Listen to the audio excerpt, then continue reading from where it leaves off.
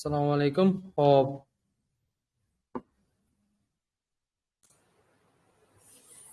Assalomu alaykum Abdulaziz. charchamayapsizmi? Yaxshimisiz? Rahmat, yaxshi yuribsiz. O'zingiz yaxshimisiz? Rahmat, Xudoga shukr. Hozir bir kishi kirsin, yana bitta kishi. Qani, kimlar bor o'zi? Boshlaymiz sirasi. Hozir 1 daqiqa. Hop, Abdulaziz, sal ochiqcha gapirasiz. 5 minut, 5 minut. Hozir Bekzod. Hozir bandmisiz yo? Hozir shuni mikrofon o'chirib anaqa qiladigan ish. Ish qilasizmi hozir?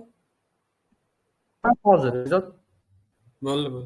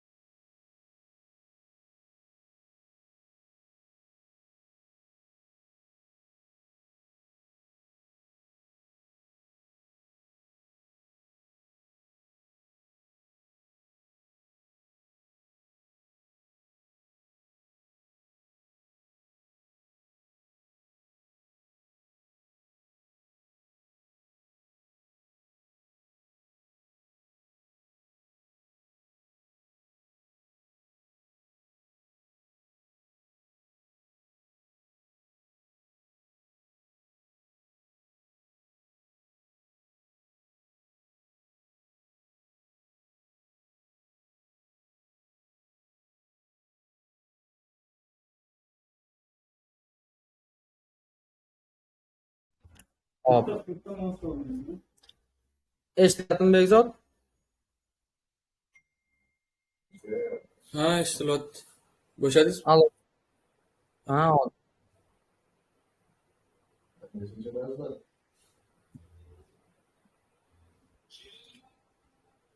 Bekzod gapiravering labbe. Xullas, o'zingizdan bilasiz, darsimizni anchadan beri bo'lmayapti va o'z vaqtida bo'lmayapti. Uzilib bor. Shunaqa davom etaveradi. Keyin buni Qarangda, uni sababi uzilishiga aytdim sababini. gaplarimni aytasan. Aha. Kurs Aha.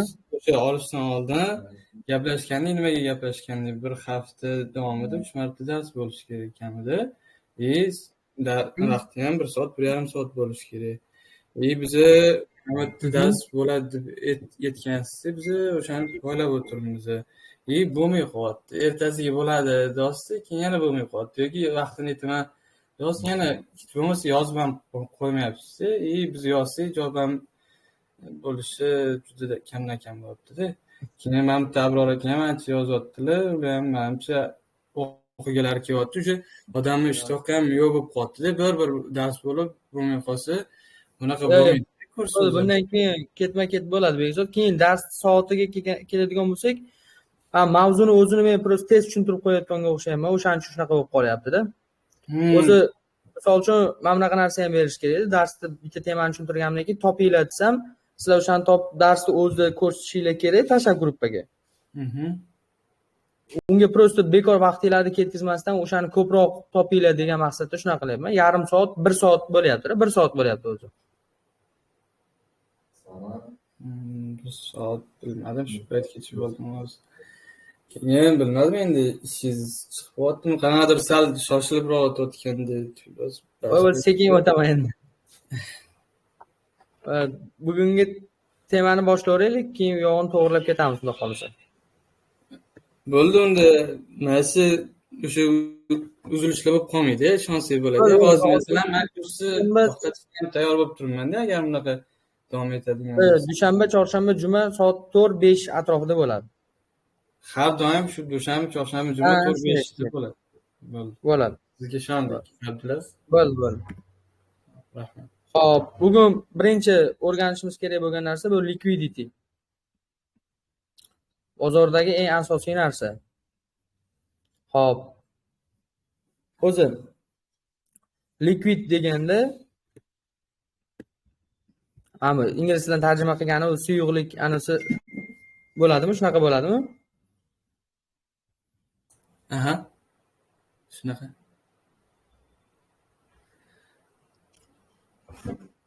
Xo'p.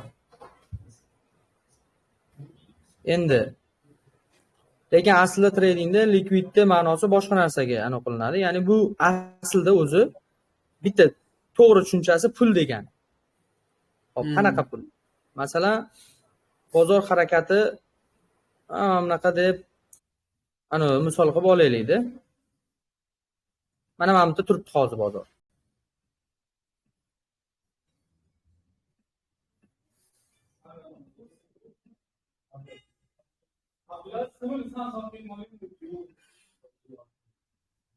Xo'p. Demak, mana shu bozorning harakati bo'ladigan bo'lsa, bozor mana yuqoriga qarab harakatlanib ketyapti, to'g'rimi? Mana yuqoriga qarab harakatlanib ketyapti. Hozir ko'pchilik o'sha uring bilan ishlaydiganlar, masalan, biz ham uring o'rganganmiz, to'g'rimi? Deylik, mana bunday turibdi. Xo'p, uring bo'yicha bozor hozir qanaqangi zonaga yetib keldi? Assalomu alaykum.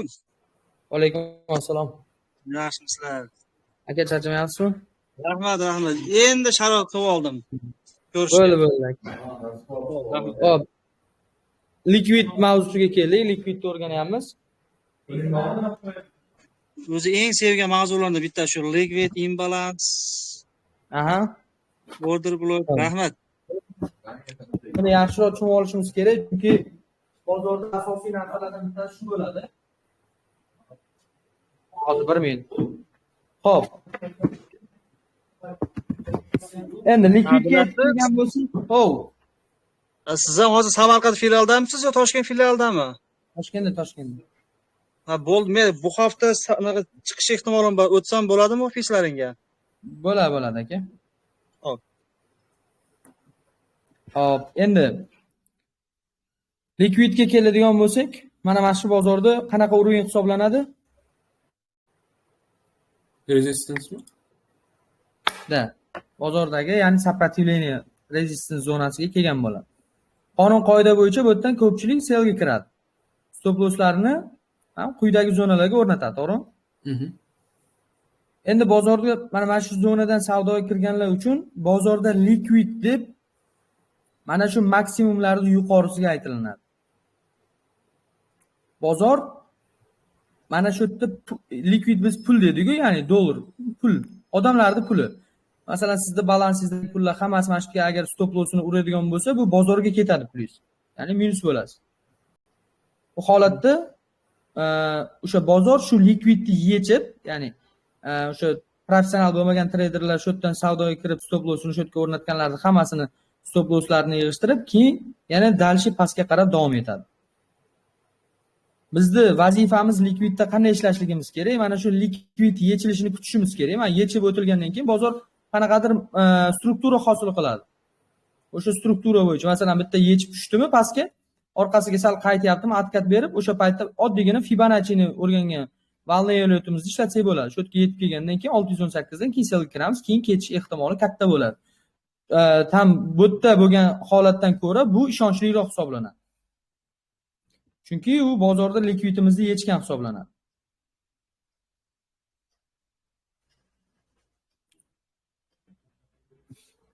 Hop.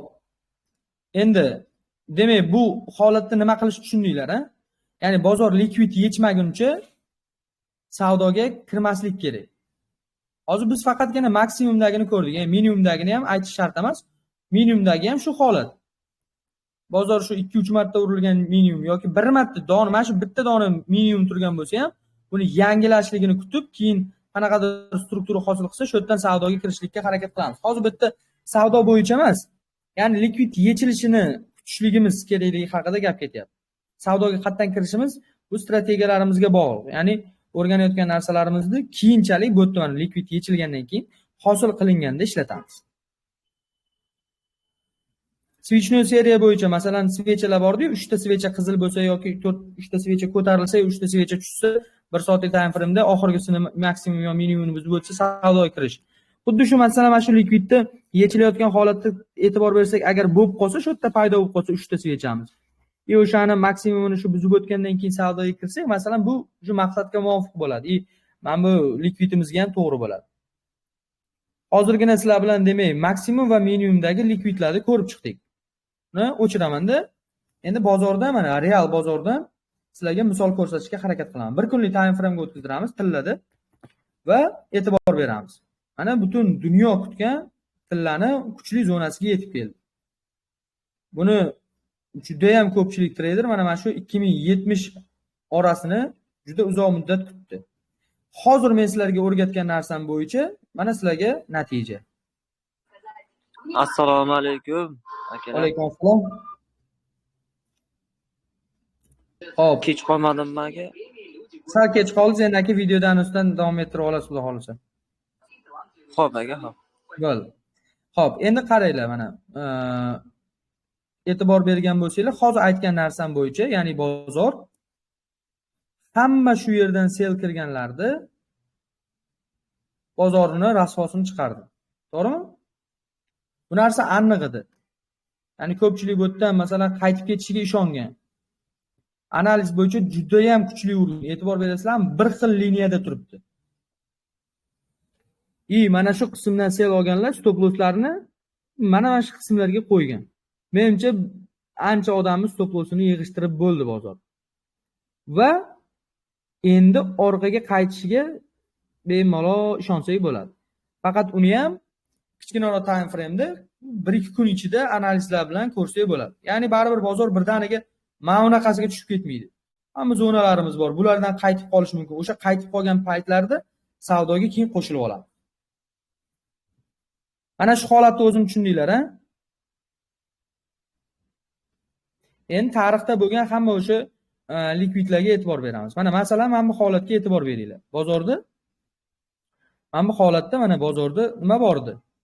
Resistance zona bor. Mana o'sha likvidini yechmagan-ku, misol uchun buni desanglar, endi bunga e'tibor beringlar yaxshilab. Mana bu likvid yechilgan. Bu likvid yechilmay qolgan lekin. Buni demak, qaysidir oyda yo yilda baribir yechgani tushishligi mumkin. Agar narx bu yerga yetib kelmasa, bozor shu yerda o'zida harakat qilib yuraveradi baribir. Lekin mana bu qismda likvidini yechib ketgan mana. Minimum yangilangan. Xo'p. Bozorda yana shunaqa holatlar bo'lgan joyini olib sizlarga topib ko'rsatib beraman. Xo'p. Mana bu joyga e'tibor beringlar. Bir xil maksimumlar yig'ilgan va ko'pchilik menimcha selga harakat qilgan bu yerda. Endi bozorda dumiga ham e'tibor beringlar. Bu bir kunlik time frame va o'sha yerga yetib kelganda bozor shuncha qism pastga tushib bergan ekan mana. Demak, ko'pchilikni bu yerda aldagan. Va yana yuqoriga harakat qilib, bozorda mana stop losslarimizni yig'ishtirib, keyin pastga qarab yaxshigina harakat qilib bergan. Pastdagi holatlarga ham e'tibor beradigan bo'lsanglar, pastdagi holatlarda ham mana bozor likvidlari yechilgan. O'sha minimumlarni ko'ryapsizlarmi? Yangilamasdan ko'tarilmagan. Endi mana shu xuddi shu minimum yangilanishi, maksimum yangilanishiga bitta alohida boshqa mavzu. Ya'ni o'sha likvid mavzudan BCL va SSL degan narsalar o'rganamiz. Buni to'liq tarjimasi buy side, bu sell side liquid, bunisi buy side liquid. Bu ikkita tushuncha, ya'ni buy side bilan sell side nima degan desak, buni ko'pchilik mana bunday topadi. Bozorda bir kunlik shamchaga o'tadida, bir kunlik shamchani maksimumini, mana masalan yangi shamcha bu yoqdan ochildi deylik, bu qizil shamcha deb tasavvur qilinglar. Bozor yangi svechamiz bu yerdan ochildi, ochilib sekin harakat qilishni boshlayapti. Kunni boshimi yoki o'rtasimi bilmadim, farqi yo'q. Va o'sha shamchalarda deylik yuqori va pastki qismlarini buy side va sell side deb oladi. Lekin undan ko'ra qaysi time frame da ishlayapmiz? Masalan, 1 soatlik time frame da ishlayapmiz. Bozor strukturasi quyidagicha. Ya'ni bozor shunaqa harakatlar qilgan va holat shu yerda turibdi bozor. Mana hozirgi pozitsiyasi tasavvur qiling, shu yerda turibdi. Mana 1 soatlik switch uchun buy side liquid. Mana bu qism buy side liquid va mana bu qismi sell side liquid hisoblanadi. Xo'p, endi qaranglar. Mana bu qism ham buy side liquid. Mana bu qism ham sell side liquid bo'ladi. Ya'ni bu buy side sell side'lar hamma maksimum, hamma minimum bozor uchun bu liquid degani. Buy side va sell side hisoblanadi. Endi holatni sizlar bozorda bu yerda nima qilishimiz kerak? Xo'p. Nima o'zi maqsad bu yerdan desanglar, bozor agar qaysi birini birinchi yechadigan bo'lsa, masalan sell side yechadigan bo'lsa, bozorda agar orqaga razvorotidan topib, откатidan savdoga kiradigan bo'lsangiz, buni keyingi buy side gacha ushlab turishlik ehtimoli bor. Ya'ni take profitimiz keyingi buy side yechilishiga bo'lishligi mumkin. Endi men bunga misol ko'rsataman, buy side va sell side yechilishiga. Tillada endi misol qilmasak ham bo'ladi. Chunki tilla juda balandda turibdi hozir. Hozir tillada nima likvid yechilgan? Kim ayta oladi hozirgi tushuntirgan narsam bo'yicha? Nima deb o'ylaysizlar? Buy side. Buy side liquidimiz bizda, ya'ni buni mana shunaqa chiziq tortib tekstiga BCL X deb qo'ya olamiz bemalol. Endi bozor bu yerda harakat qilgan paytda biz sellga kirib olamiz va bozor pastga qarab ketadi. Buy side liquid yechilgandan keyin pastga qarab ketadi. Yoki sell side liquid yechilgandan keyin buyga qarab ketadi. O'sha narsaga e'tibor beramiz. Mana bu holatda ham e'tibor bersanglar, bozor o'zini o'sha birinchi sell side'ini yechgan bu yerda.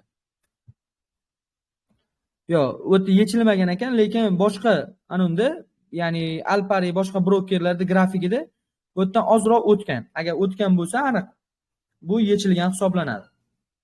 Hozir men boshqa valyutniy paradami yoki boshqasida kichkinaroq time frame, ya'ni 1 soatlikda ishlasak, buy side va sell side topishni ko'rsataman sizlarga. Mana bozorni hozirgi holat. Buni o'chirib tashlaymiz hammasini. Va e'tibor beringlar, mana bu qismda nima bo'lgan mana? Eng max minimum tushgan joy yaqin bozorda orada mana bu qism, to'g'rimi? Demak, bozorda sell sayti mana shu qismda bo'ladi, buy sayti esa eng yuqori qismida bo'ladi mana. Endi analizni qaranglar mana. Bugungi, masalan, bugun bozorda mana shu yevro yuzlik hali yopilmadi, kechki payt, ertagacha ko'ramiz buni. Holat quyidagicha bo'lishi mumkin. Pastga qarab tushib, mana shu likvidlarni yechib, razvorot berib, atkat bergan paytda biz savdoga qo'shilib olsak, u yuqoriga qarab ko'tarilishligi ehtimoli juda ham katta. Xo'p, sizlar hozircha faqatgina buy side likvid yechilgan paytda bozorga harakat qilib kirish, sell side likvid yechilganda harakat qilib kirishda tushunib tursanglar, ya'ni hozircha shu yetarli demoqchiman. Nimaga desanglar, hozir masalan bu gapim mana sell side yechilsa sirazi buyga olamiz deganim, aslida sizlar sababi alo Zuhurdan hozir 5 minutda qilib yuboraman, xo'p? Alo. Alo.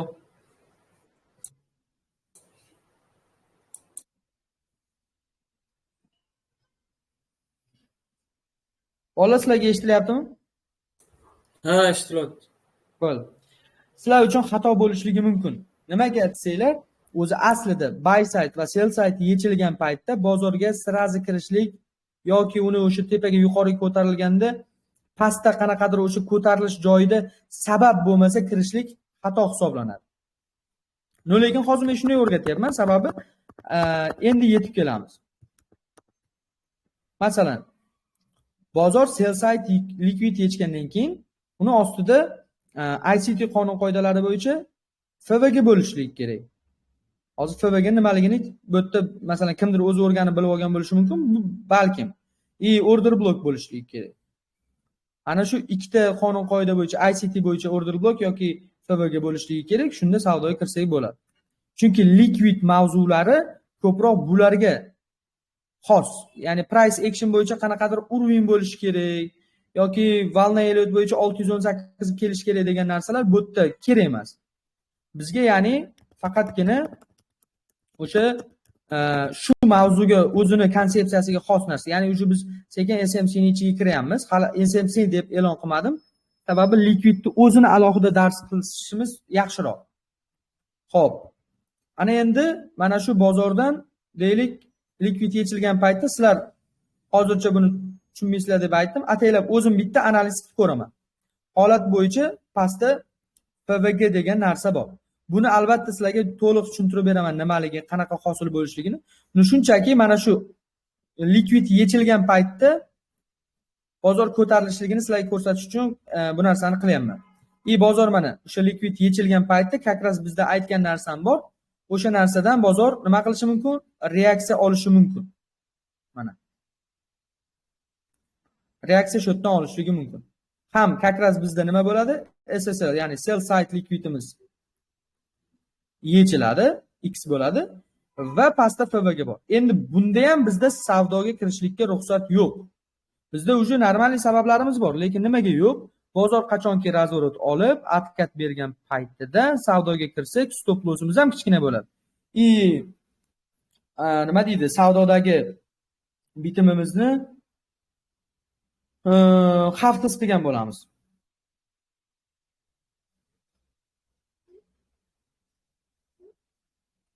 Tushuntira oldimmi?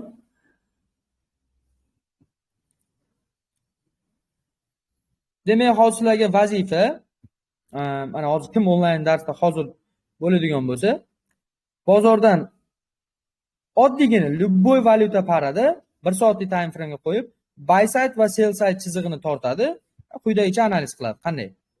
Deylik, mana bu buy side deb topdingizmi? Topgan joyingizga qo'yasiz va BSL deb yozib, iloji bo'lsa buni to'liq yozganimiz ham yaxshiroq.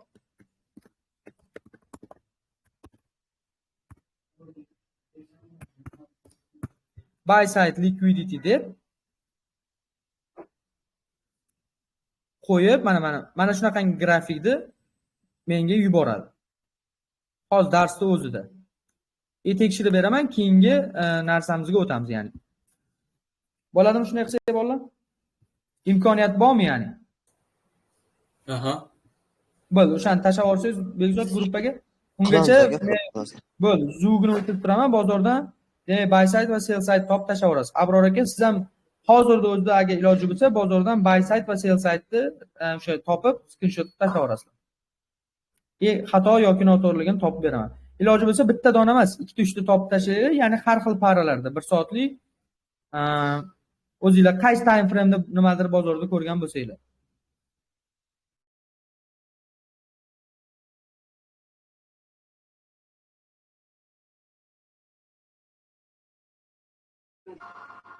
Videoni tashlab qo'yasizmi Abdulaziz aka? Men boshidan kirmay qoldim. Albatta aka, videoni bosh saqlanib qilib sirasi tashlab yuboraman. Xo'p aka, mayli, rahmat katta. Darsimiz tugadimi shu bilan? Yo'q, hozir vazifa berdim, o'shani bajaramiz. Keyin esa sizlarga yana darsga davom etamiz. Ya'ni mavzumiz tugamadi. Aha. Bo'ldi, xo'p aka.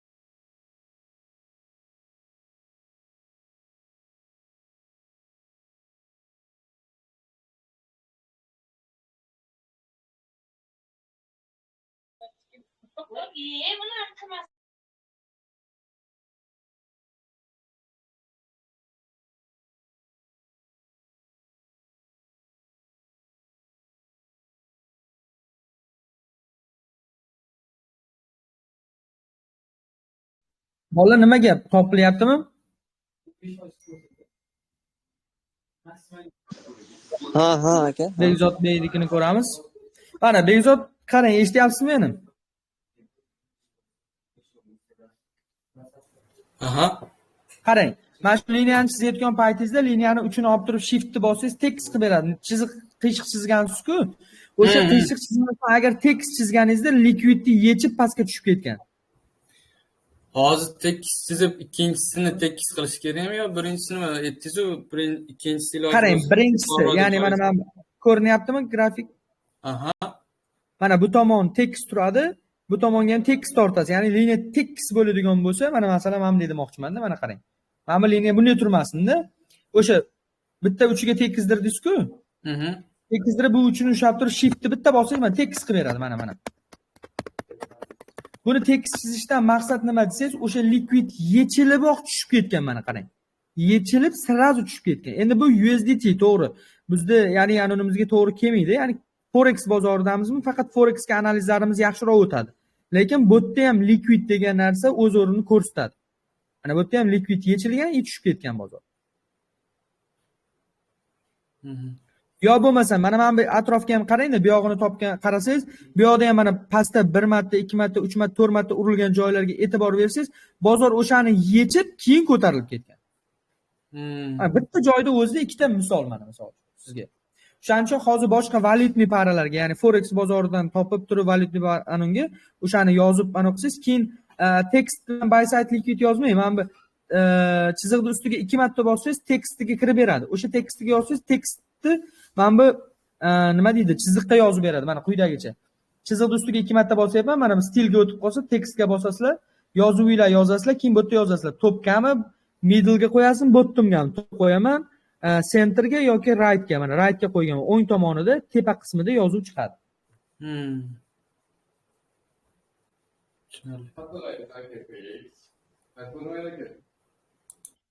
Xo'p, yana demak qolganlar ham tashlab yuborsin. Shuni hozir to'xtatib qoldimmi dars yoki meni ko'rmayaptimi? Abdulaziz aka, men tashlaganman analiz. Aha. Mana shunda support deb bo'lgan. U support deb bo'lsa ham bo'laveradimi yoki faqat biceps? Yo'q. Hozir faqatgina yo'q, faqatgina hozir o'sha supportlarni ham biz support deb olasiz, lekin liquidity yechilgandan keyin ishlaydi u. Agar o'sha supportni ichida yopilsa, mana masalan bozor mana 2-3 marta urilgan joyga liquiditini yechib, keyin endi ichida yopilgan bo'lsa, bu o'sha supportga o'tadi. Ya'ni rezistansga o'tadi bemalol. Pastga qarab tushib ketadi. Hozir men yuborgan analizga qarang-da, shu. Hozir kelmadi lekin aka hali. Hozir tashladingizmi? Yo'q, yuqoriroqda tashlaganman u. Bularni aka hammasini ko'rib chiqdim. Hammasini ko'rib chiqdim. Mana bu supply zonangiz ham to'g'ri. Lekin buy-side liquid deb olsam bo'ladimi deyapman-da. Ha, o'zi buy-side liquid darsda birinchi boshlayotganda shuni tushuntirdim-ku. Endi tillarni shotini yechib ketgan. Shunda supply emasda faqat buy-side liquid yechilgan. Da aka. O'zi u narsa ham shotga to'g'ri keladi, lekin liquidity yechilgan hisoblanyapti-da. Ham tepani ham past liquidini yechganda bunda. Mana bu holatlarda ham bozorda mana shu qismda liquid bor.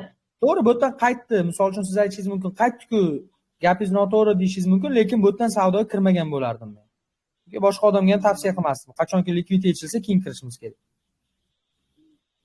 Hali liquid mavzu hali liquid mavzu tugamadi. O'shaning uchun hozir menga birinchi o'rinda buy side va sell side'ni yuborib yuborsanglar, keyin dalchi qolgan liquidlarni tushuntiraman, qanaqa liquidlar borligini. Bo'ldi, ungacha kutib turaman, gruppani qarab turaman, tashlasanglar sizlarga ko'rib beraman. Men keyinroqqa tashlayman hozir anaqa kampaniya. Mayli aka. Aka, men ham keyinroq tashlasam bo'ladimi? Ko'chada edim. Ko'chaga ketyapman. Sovuq. Bo'ladi, xo'p. Bitta narsa so'ramoqchi edim-da, Abdulaziz. Bu sell bo'lish uchun undan oldin ham mana bunaqa urgan bo'lish kerakmi yoki bitta past kuch? Yo'q. Bo'lish shart emas. Mana masalan bozor Shu yerdan boshlandi deb tasavvur qiling. Mana mamlik ko'tarilgan joy sell side, buy side bo'ldi. Bo'ldi.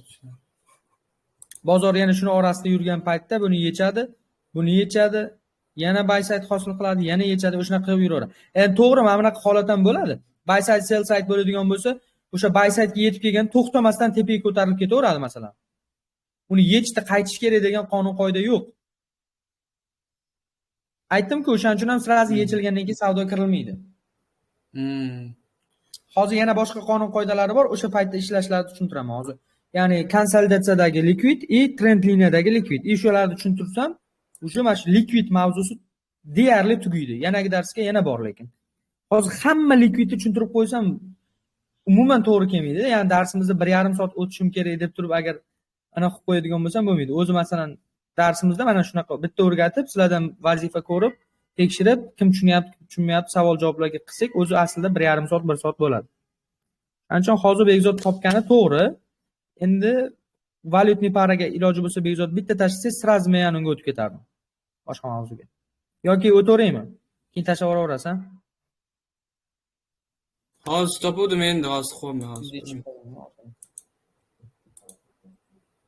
Tekst bitta mana qildim.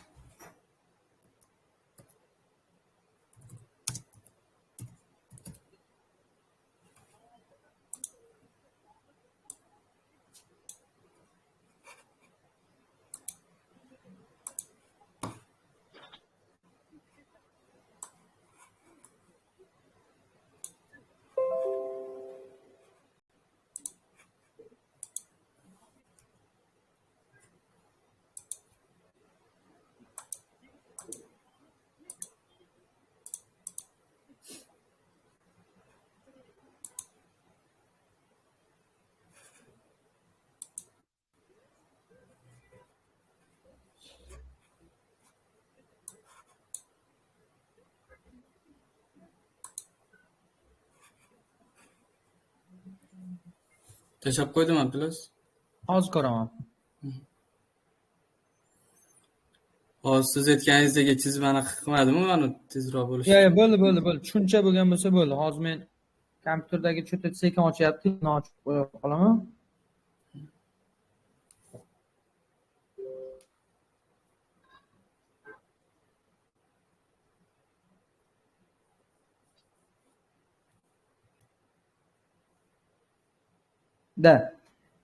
Qarang, Bekzod mana sell side yozgansiz, undan tepada yana bitta sell side bor. Qarang, uni yechib keyin ko'tarilgan bozor.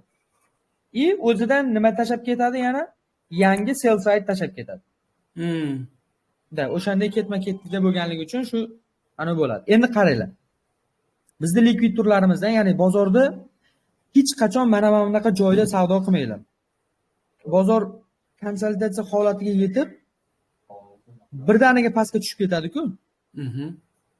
Mana.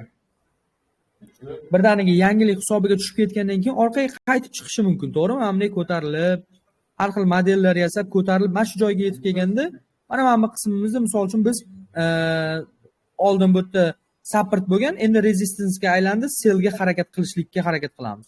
Lekin bu 100% xato. Men tajribamdan kelib chiqib aytaman, bozor qaytish iloji bo'lsa ham, mana bu qismni yechib keyin qaytadi.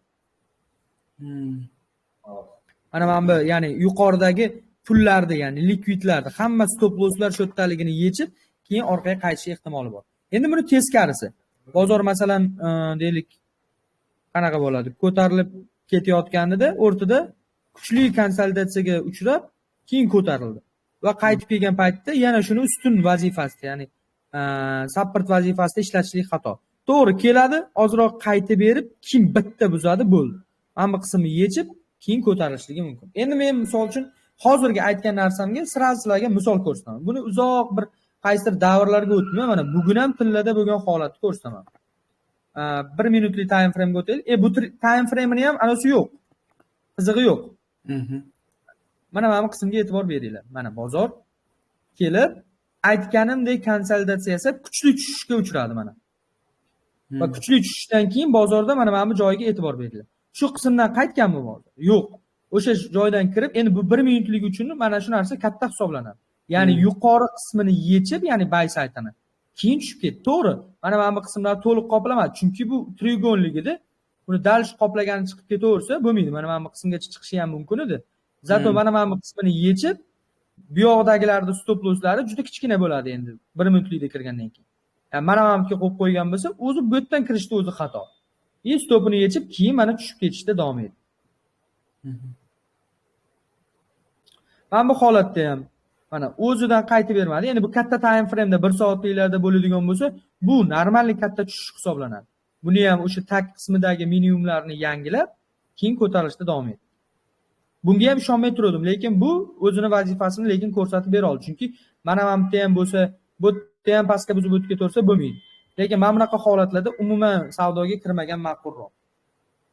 Undan ko'ra o'sha bozorda deylik amnaqa holat qilsa, bu boshqa narsa.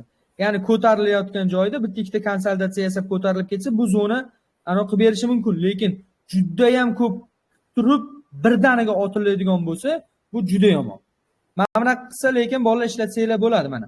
Konsolidatsiya qilib, buzib o'tib, keyin atkat berib ko'tarilib ketsa, bu zona rostdan ham yaxshigina bizga support vazifasini bajarib beradi. Lekin men aytgandek bu konsolidatsiya birdaniga otilish xavfli hisoblanadi. Ya'ni qayerda likvid bo'ladi? Agarda bozorda mana bunaqa holat bo'lsa, yuqori qismi, bunaqa holat bo'lsa, pastki qismi likvidnesslar hisoblanadi. Tushuntira oldimmi? Keyingi likvidlarimiz. Bozorda bilamizki, trend liniya bor. Tasavvur qilinglar, juda ham ko'p urilgan trend liniya va bozor oxiri buni buzib o'tdi. Mana shuni tagi to'liq likvid hisoblanadi. Bozor demak, buni eng tagigacha kelib berish ehtimoli juda katta. Mana shu likvidlarni yechib, keyin ko'tarilib ketadi. Bunaqa holatlar qanaqa?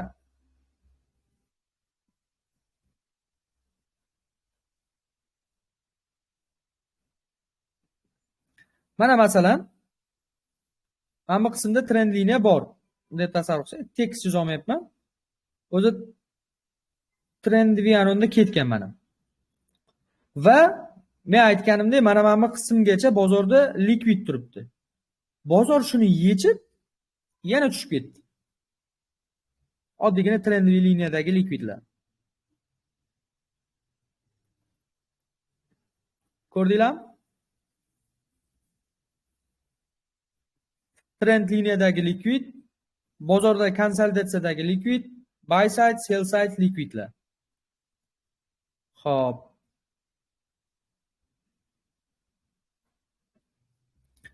Keyingi darsimizda eslatib qo'yay, keyingi darsimiz bizda SMC boshlanadi. Bozor strukturalari, ya'ni bo'z cho'klardan boshlab FVG va inbalanslar, o'sha order bloklar haqida gaplashamiz. Xo'p, endi hozirgi mavzumizga misol qilib yana boshqa narsalar topamiz. Yana 1 soatlik time frame ga o'tkaziraman.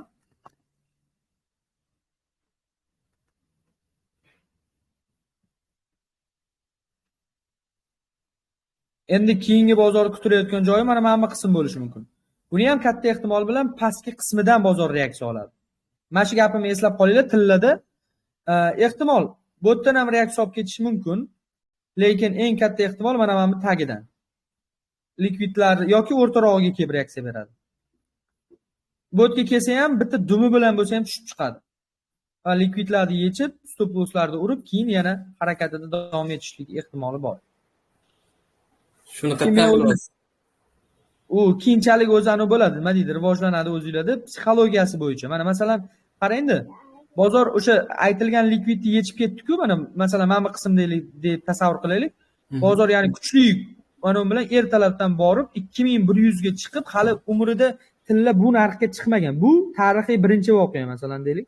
Tilla bu narxga hali umuman chiqmagan. Bu narxga yetmagan va birinchi marta yetdi. Undan oldingi maksimumlarni yechdi-da. Endi bunaqangi kuch bilan tushib ketishiga sabab nima deb o'ylaysiz? Buni sababi prosta tillani psixologiyasi. Qanaqa? Bu yerda kirganlarning hammasini stop lossini oldimi? Ya'ni balansi qanchadir miqdorda zarar ko'rdimi, u vazifasi bo'yicha pastga ketish kerak. Sirazi ketib qoldi. Mana bu yerda atkat berish bo'ldi. Mana masalan, men bu qism ham atkatning zona edi. Atkat berib, ana qildi. Nimaga desanglar, bu yerda hozir atkat bersa, biladiki, hamma yana selga kirib oladi. Hozir tepada Bayside liquid yashab ketdimi endi shunda? Bo'ldi, yangi Bayside liquid mana shu bo'ladi. Lekin bu Bayside liquidni balkim ertani o'zida yechib tushib ketar. Yechsa, lekin selga kirsak bo'ladi. Yechsa, struktura yasasa qoldi-da, to'g'rimi? Ha, lekin meni o'ylashim bo'yicha bu yaqin yil oylarda yangilanmaslik ehtimoli bor. Va bozor eng maksimum mana shu qismgacha ko'tariladi. Ko'p gaplarni eslab qolinglar. Men misol uchun keyingi darslarda tilla shunaqa joylarga kelib qolgan paytda aytaman. O'tgan dars esinglardami? Shu yerga kelib qaytadi degandim yoki mana bu yarimidan berishi mumkin reaksiya, lekin Bayside liquidni ehtimoli past yangilash. Yangilasa biz uchun qulay vaziyat bu, sel uchun. O'sha hammani misol uchun o'sha qulatgandan keyin bozor birdaniga tushib ketishini sababi ham shu. Hozir masalan Amerika sessiyasi ochilinadi. Amerika sessiyasiga qancha vaqt qoldi? Yarim soat vaqt qoldi. 2 minut qoldi Amerika sessiyasi kirib keladi. Yarim soatdan keyin kuchli aktivlashadi. O'zi aslida Amerika sessiyasi nechida edi? Soat 17:00 da Amerika sessiyasi, 17:30 da Amerika sessiyasi kuchga kiradi. Ya'ni yarim soatdan keyin. Hozir qishki sessiyalarga ko'chganmiz. O'shaning uchun vaqtimiz 18:00 va 18:30 ga ko'chgan. Demak, yarim soat, 2 minutdan keyin o'zi bozor sekin reaksiya berishni boshlaydi. Bitta analiz qilishlikka harakat qilib ko'ramiz. Ehtimolim bo'yicha hali lekin savdoga masalan men hozirlarga analiz qilib beryapman. Ishlamasa, bu meni savdoga kirdi degani emas. Bozorga men bugun erta kirmayman baribir, chunki bozor strukturasi juda katta buzilib ketdi. Qachon menga mos pozitsiyalar paydo bo'lsa, keyin savdoga kirishim mumkin. Katta ehtimol bilan bozorda ikki xil holati bo'ladi. Yoki pastki qismga qarab tushib ketadi. Mana bu qismlardan atkat berib tepaga ko'tarilishi mumkin, yoki yuqoriga ko'tariladigan bo'lsa, keyingi zonasi mana sell zona. Mana shu zonalarda biz bozorni kuzatishimiz mumkin. Birinchidan, mana bu qism bizda hozirda yaqindagi sell side. Mana bu qismda bizda nima bor Bekzod? Liquid bor. Chunki bozor ko'p yig'ilib, birdan tushib ketib qolgan. Yuqori qismi liquid, o'sha yerga yetib, keyin reaksiya berishi mumkin. Pastga tushib qoladigan bo'lsa, mana bu atrofga. Bundan bayga qilishlikka harakat qilishimiz mumkin. Demak, men ikkita bayga razvorot zonasini ko'rsatdim sizlarga, bitta selga razvorot bo'lishligi mumkin bo'lgan zona. Ya'ni bozorda hamma joyda, bu yog'ida ham bayga, selga hamma joyda signal bor. Lekin tasdiq bo'lmasa, masalan, bu yerdan qaytadi deb o'tirishimizda foydasi yo'q. O'sha joyga yetganda qanaqadir tasdiq bermasa, bularda birontasi ishlamaydi. Hozir liquid bo'layotgan paytda urvenimizni kesib o'tyaptimi, buzib o'tyaptimi? Shunda buzib o'tadi. Urven qachon buziladi? Tanasi bilan buzib o'tsa va u tanasi bilan buzmasa, urven buzilgan hisoblanmaydi. Mana masalan hozir mana shu D1 dagi urvenimiz buzildi deb o'ylaysizlarmi? Men aytishim bo'yicha buzilmadi. Nimaga desanglar, bu mana o'sha urvenni ichida yopilib olish ehtimoli bor. Mana svecha ichkariga qarab kirib olyapti. Buni 8 soat vaqti bor hali ichkariga kirib olishlikka. Ichkariga bunaqa tushib olmaydi, to'g'ri. Mana atrofga kelib olsa ham, bo'ldi, urven buzilmagan bo'ladi. Urven qachon buziladi? U tanasi bilan buzib o'tsa. Tana qismi bilan buzib o'tsa. O'sha urven buzmaslik uchun ham bu yerda shunchalik bozor manevr qilyaptiki, urvenni buzsa bozor bilasizlarki, mana urven buzildi degani atkat berib yana ketish ehtimoli bor degani. Urven buzilmadi degani esa bu pastga qarab tushib ketish ehtimoli bor degan. Demak, tushib ketish kerak ekanki, bozor shunaqangi kuchli joydan, ya'ni bir kunning ichida necha pips pastga qarab harakatlanadi, tasavvur qilinglar. 913 pips, ya'ni 1000 pips. 1000 pips bozor bir kunda, bitta svechada.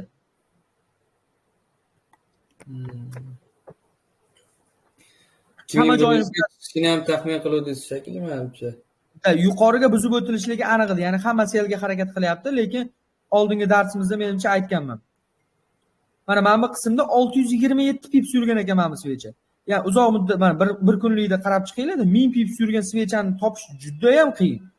Bu maqsad, bu prosta sizlarni, bizni oddiy treyderlarni misol uchun aldash o'shanga aldanmaslik uchun biz bugun likvidni o'rgandik. Shu yechiladi, tushiladi. Hamma sel 100% degan joy siz uchun to'r bo'ladida, ya'ni qarmoq bo'ladi. Hozir bitta fundamental yangilik ham chiqib qoldi. Amerika kemasiga hujum qilingan. Shu hisobiga ham tilla gap bilan ochilib tepaga yurgan. Aha. Shunga ham sabab bo'lishi mumkinmi deyapman, maksimum yangilanishiga. Tushunmadim aka gapingizni. Tilla gap bilan ochildi-yu dushanba kunga. Xo'p. Hozir bir ikkita kanallarda ko'rdim, o'sha Amerikaning suvosti kemasiga, nima, harbiy kemasiga hujum qilingan. Pentagon xabariga ko'ra. Shuni hisobiga ham tilla ozgina tepaga yurgan. Bu nimasini tashlab qo'yaman sababini ham o'sha. Yo'q, endi u aka urushning sababi hozir bu holati uchun ta'sir qilmaydi. U aniq sabab bilan ko'tarildi. Bu 100% garantiya bilan ko'tarildi. Men endi lekin o'zim taxmin qilmadim bunaqa 2100 ga chiqib ketishini. Bo'lsa bir 2090-80 lar bo'lsa bordir, likvid yetishga desam, no ancha kuchli harakat qilibdi. Buni mazmuni prosta pul aka. Hammani, butun dunyoni puli shu yerda turgan. Butun dunyo deganim endi shu butun dunyodagi treyderlardan qanchadir miqdorini ko'pi men o'zim tanigan odamlardan nechtasi selga kirganda. Juma kuni selga kirgan. O'sha bitimini ushab turgan. Dushanba kuni uni urishlik uchun ham demak tepaga harakat qildi. Hozir likvid bo'lish bo'lmasligini oldindan qanaqa qilib taxmin qilsa bo'ladi? Oldindan taxmin qilmaysiz, bozorda bor narsadan likvid yoki yo'q, bor yoki yo'qligini aniqlashtiryapmiz. Aytayapmanki, har bitta minimum bu bizda likvid degan. Har bitta maksimum bizda likvid degan. Bu endi masalan Bekzod mamdek ko'tarilib ketayotganligi uchun bu yoq hammasi likvid deb o'zingiz chalg'ittirmaydi. Iloji boricha bozor qayerda birinchi yetishligi mumkinligini, kim ko'pchilik o'shda ovda turganligini payqash kerak. Samandar yo'q edi. Hali buni mohiyatini tushunib olasiz bemalol. Bu narsa uchun ko'proq praktika qilish kerak. Ya'ni mana shu goldni o'zini ham ko'proq kuzatish kerak. Savdo qilmasak ham analiz qilaverishimiz kerak. Nimaga stop loss olyapmiz, nimaga take profit olyapmiz, o'shani ko'proq obzor qilishimiz kerak. Buning uchun sizlar vazifani ko'proq tashlasanglar, ko'rib beraman. Abror aka aytishi mumkin, men tashlayapman, lekin ko'rmayapsiz deb. Bu yerda Abror akaga o'tilmagan mavzularim bo'yicha ham darslar tashlaganda narsalar. Bir xil joylarda xatolar bo'lsa aytaman. Xato bo'lmasa, men yuqorida like ham bosib qo'yganman. Ideyalar qilib tashlangan.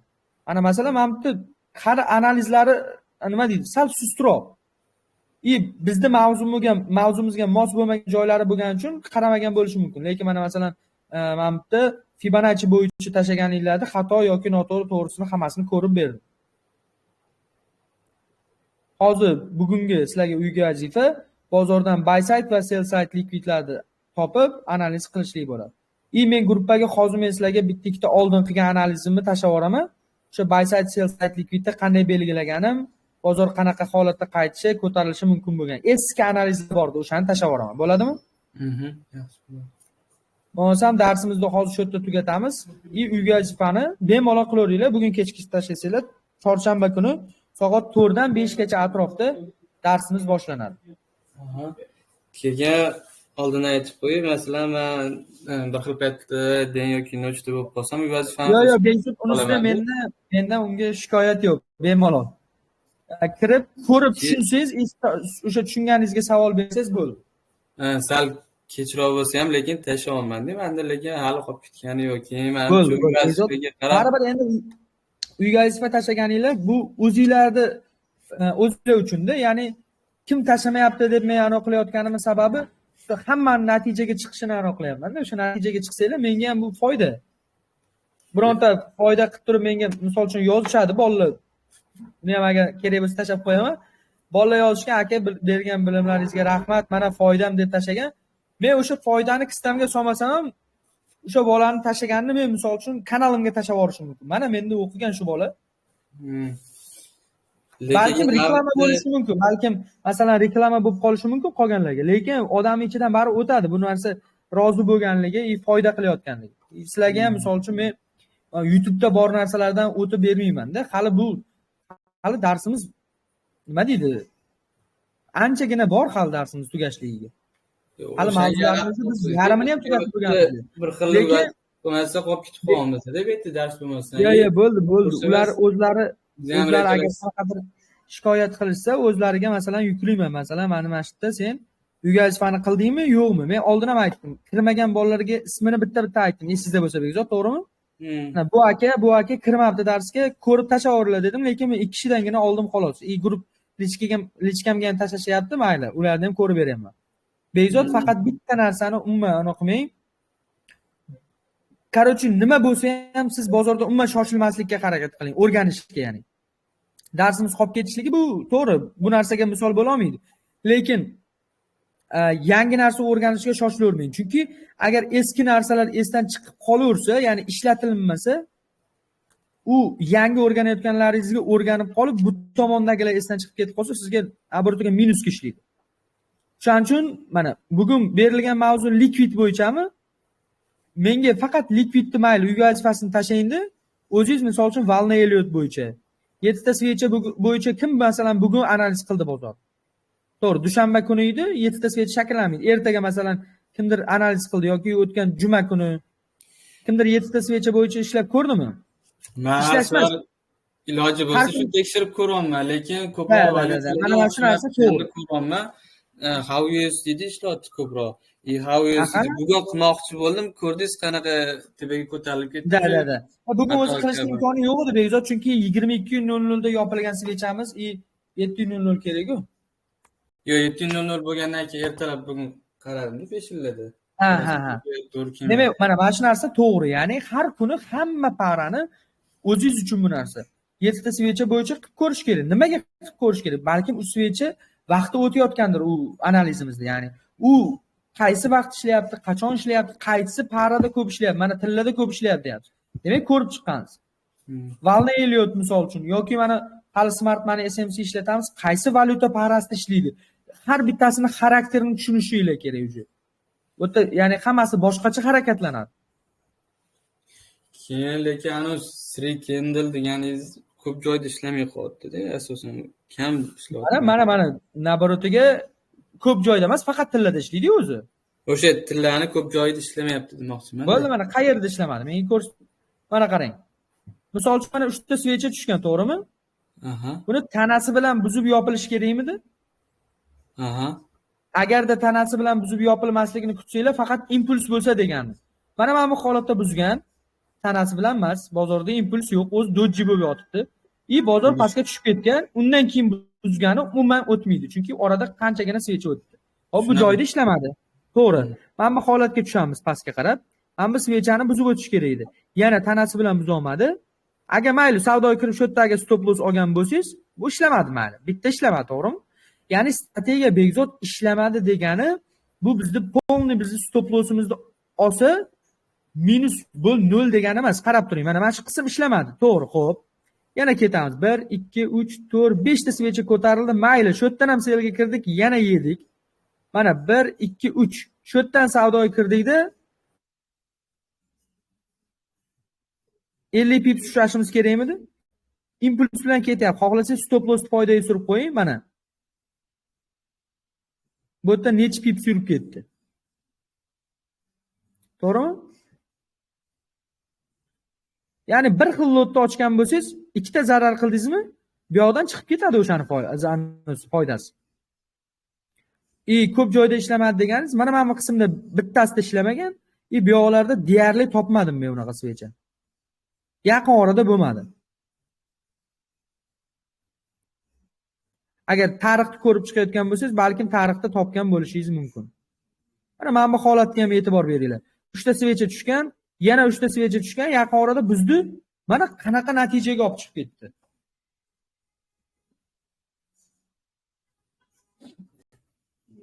Demak, o'shani qilib menga tashlab yuborasizlar.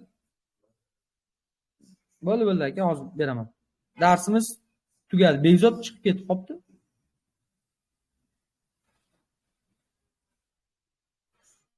Darsimizni tugatamiz. Sizlarga videosini tashlab qo'yaman. hozir Abdulaziz aka, Hov. haligi liquidity investment ham deyishadi, shu ham to'g'rimi yo Yo'q, uni chalkashtirmay turavering akajon, hozircha kerak emas. U o'tiladi alohida. boshqa narsa? Da, boshqa narsa. Hop.